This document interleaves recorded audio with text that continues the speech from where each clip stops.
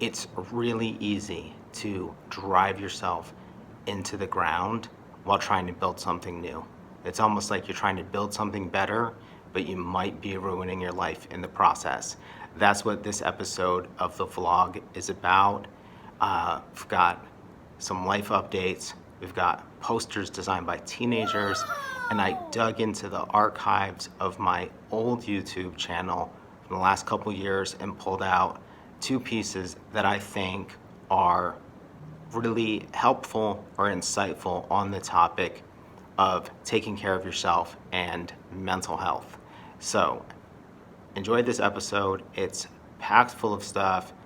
Please get in touch if there's anything that I can do, or if I can talk about or address some of your stuff. The other thing is there is now a MVA Studio podcast. It's called Studio in Stereo. I just put out the first episode. It is a 40-minute primer on stupid common mistakes that you don't want to make when you launch your design business. So if you're thinking about going into business for yourself, or you just got started, highly recommend you check that out. It's called Studio in Stereo. It is on SoundCloud, Spotify, and iTunes, I believe.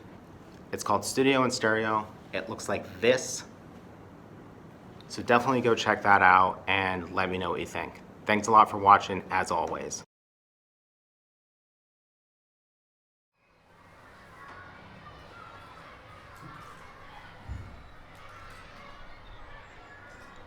So it is Friday. We made posters with teenagers, and they turned out pretty incredible for something that only could get 15 hours of labor. And considering how much of that time was just spent explaining like the type tools in InDesign and Illustrator, or how to use a smart object in Photoshop, or even how to make a PDF, is pretty incredible. Those will be in this video right now.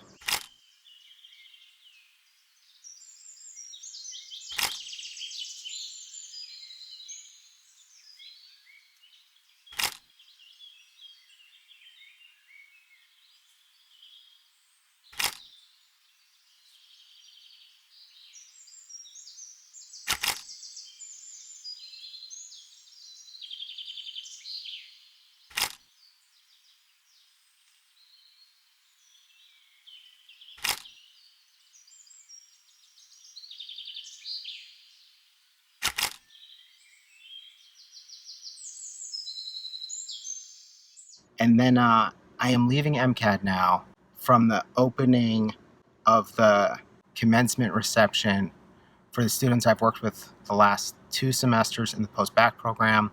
That thing looks amazing. So that's a pretty awesome feeling. And I'm going to go see Jawbox right now. Because I'm old and antisocial, I really don't want to go out, except that the idea of hearing Savory so loud that it hurts my stomach fills me with the most immense kind of joy.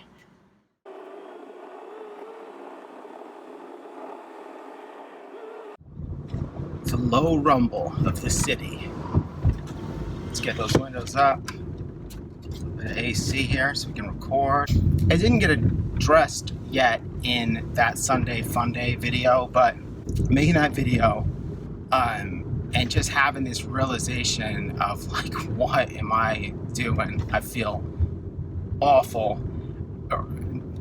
It made me realize like, however I feel today is going to be the outcome of stuff I did yesterday and the day before that, right? And the week before that and the month before that. You know, so some of this stuff, it's not going to end. It's got no place to move. So, you know, it's like I'm sticking with the contract gig till it ends. I'm booked to teach the stuff that I'm booked to teach. So we're sticking with that. So there's aspects of my days, they're not changing at all. But there's some low-hanging fruit that I can go after. And I did go home that day and just be like, first off, just let go for the rest of the day The only thing that maybe needed to be focused on was the class I was going to start teaching the following day. And I may have already had that done now that I think about it, because I didn't actually do like any assignment sheets or anything. I just wrote copy for the students to use. But one thing I decided to do was make a really simple checklist of some low-hanging fruit that needed to be addressed. And that checklist was basically came down to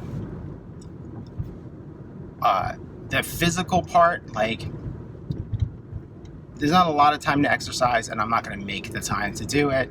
So just to commit to the idea that I'm taking that 12 flights of stairs up to my office twice every morning. I just made a checklist. I was like, okay, I'm going to do that. I'm going to do 10 minutes of yoga a day. I'm going to try to go to bed before 11:30. I failed. And I'm not going to edit videos while doing anything else other than like watch Netflix or something. Like, that's, in my worldview, that's allowable. But I'm not going to be like sort of designing something and sort of editing a video on my phone. And I'm not going to be like washing the dishes and editing videos, which is literally what I was doing. And I think it was causing a lot of the fatigue, because it's just like, just mentally stretching myself too thin. So the downside of that is that the output slows down. But I think the upside of it is that the amount of work that's getting done is actually a lot more. It's just happening in these different bursts. So I'm recording daily, but I just edit as I am able to make the time after other responsibilities. That was basically this little list that's just set up as an Evernote document for the week. And then when I do those things, I check them off. It's Saturday right now. I feel way better than I did last weekend. Physically, I'm still in rough shape, but part of that is that I went and saw Jawbox last night. Didn't get home until maybe 1 in the morning, and didn't really get to bed until like 1:30 or 2 or something. So that's kind of rough, but whatever. And I think that was one of the other things I talked about in the video, was just like having no social life. And I'm so glad I went to that show, since like I went with friends, after the show, saw some of my favorite people in the world.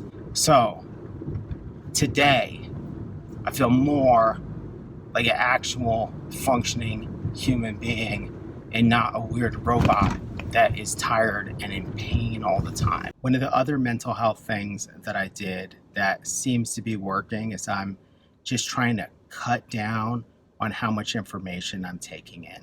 I'm very guilty of having like 100,000 browser tabs open with too much stuff in them, and I'm trying to instead just like hustle through my to-do list, and then if there's like time to read something or to check out new music or whatever. But I'm trying to be a little bit less jumping from thing to thing to thing. I definitely have that bad habit of, if I'm watching a TV series or something and I see an actor I remotely recognize, that I'm like, okay, who is that? Blah, blah, blah, blah, blah. What else were they in? Trying to cut down on that too, just to try to keep my brain like, I guess, just a little less active. One thing I added to my weekly to-do list was to do some kind of more intense physical activity on the weekends, like basically both days. And this wasn't planned, but it worked out well anyway, which is just like mowing the lawn and cutting down the branches off this weird tree in the front yard. And that's more physical activity than I have gotten in a while. Is that like a proper workout? No, but again, I'm looking for kind of low-hanging fruit just to be a more functional human being. I've been putting off dealing with this kind of stuff because, I'm so busy. But I forget that dealing with something like the overgrown grapevine in the driveway kills two birds with one stone. I get rid of it and I no longer have us looking like those people on the block, the ones that are driving the property values down. And I get something that feels like a workout, like work up a sweat and breathe heavy for a while. I have to just remind myself of the benefits of doing normal human things sometimes. Little anecdote with one of those truisms that's usually true and applicable to most situations. I put my sneakers on this morning. I'm walking around the kitchen and I got this kind of slight, it's not pain, but it's like discomfort in my heel. It's making me walk funny. It's like making me walk with like a slight limp because I'm trying to stay off of it. And what it is like the beginning stage of a thing that happens. I'm not sure what happens to your foot, but it's essentially like a kind of nerve damage that comes from wearing really flat shoes and walking a lot. And it wasn't that bad, and I was tempted to ignore it, but I realized that when I've had it before, if I ignore it, it gets to the point where it's actually painful and I can't do the things that I want to do. This morning I had on a pair of skate shoes and I'd blown out the heels basically. So I take the shoes off, go downstairs, grab a new pair of sneakers. Lo and behold, I can walk around and it doesn't hurt. It's not instantly cured, but it's not going to get worse, provided that maybe I just kind of keep rotating between shoes and I don't fall into one of those things where I wear the same pair of shoes for like 3 months straight. The point of that is that too many of us ignore low-level pain. It could be physical, it could be emotional. The anxiety that you have at work, that's fairly low level, but you don't do anything about it. The health concerns, the fact that maybe when you have to walk up a set of stairs, you're ungodly winded, or like you're exhausted walking around the mall. You go out in public and it overwhelms you, but you continue to do it without questioning, why did situations like this overwhelm me? All of these things that if you don't do anything, there's no reason to believe they'll get better. They're not like weather. The weather, I can sit out here long enough, it will change. For whatever reason, the universe tends towards disorder.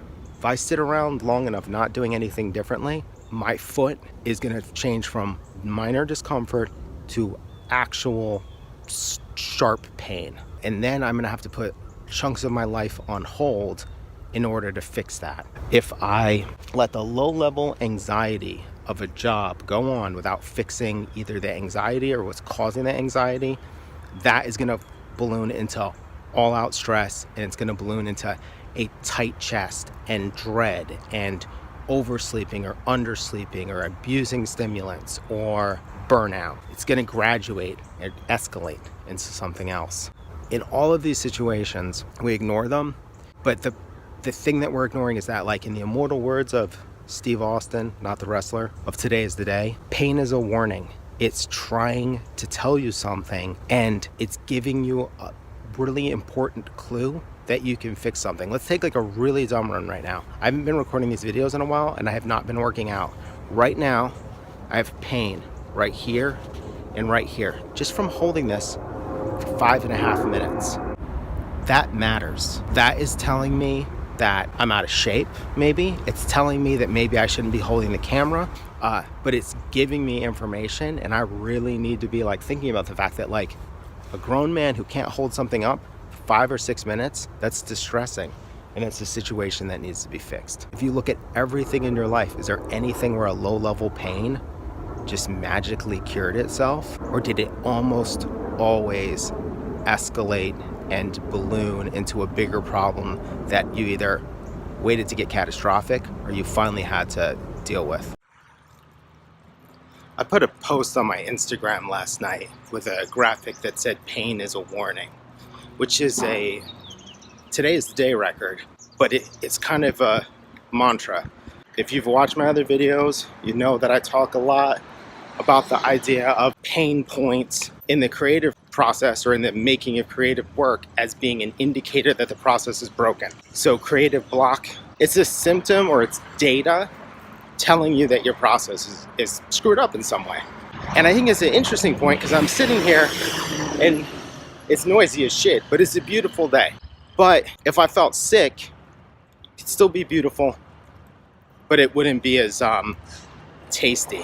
And if I were run down or tired or I'd gotten a car accident on the way here, this day wouldn't be as beautiful, right? The ability to experience a beautiful day is also a form of karma ripening. So the shitty stuff is a form of karma ripening, and the awesome stuff is. So the point is that, like, if you start to view pain as this warning sign that something is broken, and you start to view joy as this encouraging sign that something is working, and you realize you've caused both. Like, that's the whole thing. Like, you cause the pain and you cause the good stuff. Both things are the result of your efforts. And the experience of them is like the moments leading up to it. There's a powerful, life strategy in deciding to take responsibility for your feelings and say, okay, I feel awesome right now. What led to this? Because my videos admittedly focus too much on pain. And maybe that's just because, like, as a art teacher, I just see a lot of pain. I see a lot of people struggling or bummed out, frustrated. So we tend to focus on that. But of course, I'm trying to teach like remedies to that. So the things I've learned in my own work, and then the things I've seen in other people who don't suffer from those same particular ailments, but to the same extent, like, and maybe I do talk about this, but when things are going awesome, or when you're feeling great, don't assume it's luck. Like, don't assume it's bad luck, don't assume it's good luck. You know, if you take responsibility for the shitty stuff, you can take responsibility for the awesome stuff. But if you don't take responsibility for the shitty stuff, then you really can't be like, you can't be proud of yourself when shit goes well, and then disavow responsibility when it goes bad. You can figure it out, and you can forgive yourself and move on. Like, don't be a lunatic that's constantly beating themselves up for shit that they can't control, but take responsibility for when you feel awesome. And then say, like, okay, what am I doing that caused this? It's as simple as this. I'm walking to work and it's beautiful and I'm capable of enjoying it. What did I do that caused that? Well, I went to bed at a reasonable time. I did an awesome Instagram post before I went to bed, so I felt good about that. I recorded 3 videos yesterday, so I felt productive. I talked to my mother for 45 minutes last night about my brother that's in the hospital. And then I woke up in time to have breakfast with my kids and get my house ready and stretch. So all that shit makes me feel awesome right now. So just like learn to own those moments. All right, thanks a lot for watching. Today it is Tuesday, July 29th, and I am teaching a workshop on Wednesday, August 7th, so just over a week. And what I'm going to do in this next week is I'm going to develop at least 2, but hopefully 3 new portfolio pieces. They're not going to be brand new from scratch portfolio pieces, but they are going to take work that's in the portfolio and render it in a new, better light. And the reason that I'm going to do this, besides the fact that it's necessary, is that the workshop that I am teaching is called Portfolio Expansion for Graphic Design.